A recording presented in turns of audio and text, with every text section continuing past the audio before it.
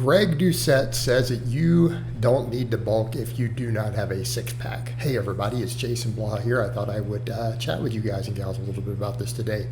And if you guys would please click like down below, I would appreciate it. Like my video, please subscribe or follow me, and please comment down below. I would greatly appreciate it. So let's get over into the topic of what Greg has said. So let's not even make this about Greg. Let's discuss kind of the data, the research, and the information we have today, as well as my own personal experiences as a coach. I'm actually going to agree with him at this point. And it's, how do I put this? I've got a lot of years as a coach. I do keep up with the data. It has been my observation that really lean bulking works extremely well for my weight class athletes. So this is something I started noting as a powerlifting coach, was that my people who need to maintain tight weight classes, who can't do water cuts. So for example, if I have someone who needs to be in the 181 class, they compete. That's a relatively light weight class for people who are squatting 500 plus pounds. So, we come to the question of, can they really afford to gain a lot of weight, especially if they don't want to do aggressive water cuts or any of that. So, you kind of look at it and go, so I had a lifter who did that, for example. And over the course of 3 years, I had him bulk 3 times. But he would start at about 170, 171. We would bulk up to about 180, 181, so that he could easily just walk into any of those weight classes. And, we would bulk to about 180, 181, and then he would cut down to about 170. We would do this over like 10 months, and then he'd do a quick 2-month cut, and we'd repeat the process. Because he didn't really want to be over about 180 to 181. That was like his upper comfort zone, slightly shorter guy. And, just year after year, like we put, like 30 pounds roughly on his squat every year, 15 pounds on his bench every year. I mean, I got him up to where he was squatting 505 doing this. We never really gained significant body fat. He didn't really need to bulk in that regard. And I even look at it and go, because he lost a little strength every time we cut, and then we would regain most of it early back into the bulk again, I almost look at it and go, even with him, we probably could have even bulked less aggressively. We really could have. And I've also taken plenty of my lifters who are leaner and just more or less recomp them, or slow bulks like that. But what I've also found is that my guys who are fluffier, like let's say you're anything over 15% body fat, I've never found a surplus necessary. I'm not talking about novices who don't train hard. I'm talking my lifters who train really, really hard.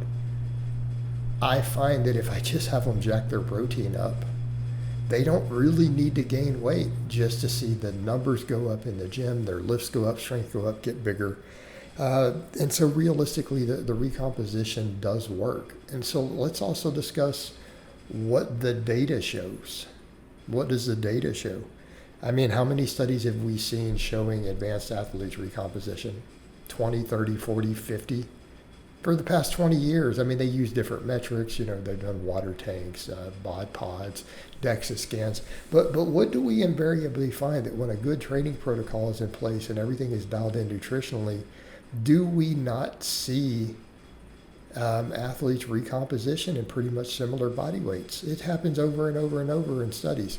Like whichever group is on the best training protocol, right? Whoever's gaining the most muscle, what do we always see? They tend to recomposition a little when body weight doesn't change significantly.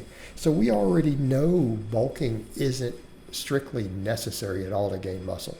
Okay, we need to be clear on that. So those recomposition studies show us that lifters who have 3 or more years of experience in different athletes, and it's been done on football players and all sorts of stuff, right? College athletes. We have a lot of studies that show that simply put, they can stay at pretty much a similar body weight and just recomposition. So they gain muscle. Like we've seen that they gain muscle and lose fat. It's at a slow rate, but we know that the recomposition like that is totally doable, totally viable, totally possible. Okay? But then when we look at the studies on bulking, what is it that we found? Well, I saw Menno Henselman do a whole review of this sometime back, and he even agrees with this. And I mean, whether you like Menno or not, I think we agree He's got the research bona fides. He really is passionate about bodybuilding, so he's not really an outsider. He is a bodybuilder. He is interested even in competitive natural bodybuilding. He is a researcher. He does a lot of science reviews, and I saw him do a pretty in-depth review of this, and he agreed with these more recent studies that found that a 3% calorie surplus versus a 10%. The only difference was the amount of fat they gained. There was no difference in lean tissue. And people say what a 10% is a fairly slow bulk, but it's really not, is it? Not really. That's like a pound a week. So if you have a 3,500 maintenance, it's like where I'm up there past that. So let's say even a 3,000, that's 300 calories a day. What does that equal to in terms of surplus weight? If you're going to assume 3,500 calories is a pound, you see where we're going? Right? So a 300 times 7, that's 2,100, guys. That's over half pound a week. You're talking about a 3 or more pound per month bulk. Well, what does those studies show? That it's mostly fat. Okay, a 3 pound a month bulk, that's a 10% surplus. It's mostly fat. They gained 80% of the weight was fat. The 3% surplus gained just as much muscle. So in other words, and people say, well, how much is a 3%? You're like, that's below your margin of error. I'm aware of that. So the same thing, you take 3,000 times 3%.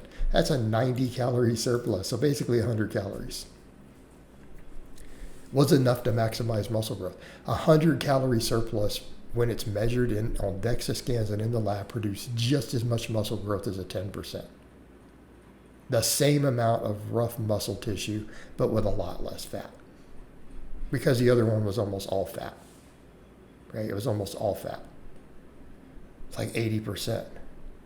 Okay.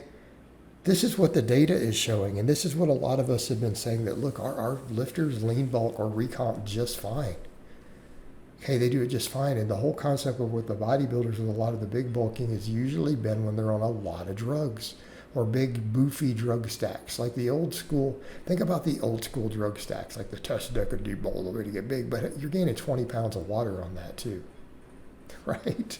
And then when they go into the calorie surplus, it's a lot of water. And some of the gear is blunting a little bit of the fat gain. A little bit, not completely. Okay, so this is a lot of the history of the whole bulking and cutting. And what we really find is just simply not necessary. And so when we look at the data with recomposition being possible, I'm going to tend to agree with Greg. If you don't have visible abs, let's say you're over 15% body fat, okay? Strictly speaking, I think you could sit at calorie maintenance and gain plenty of muscle. I don't think you will gain significantly and maybe zero extra muscle from a calorie surplus. But you will recomposition if your training is dialed in. The training is the real key. All right, guys, but that's really all I have to say on that today. I hope it's been informative, and I'll talk to you guys and gals next time.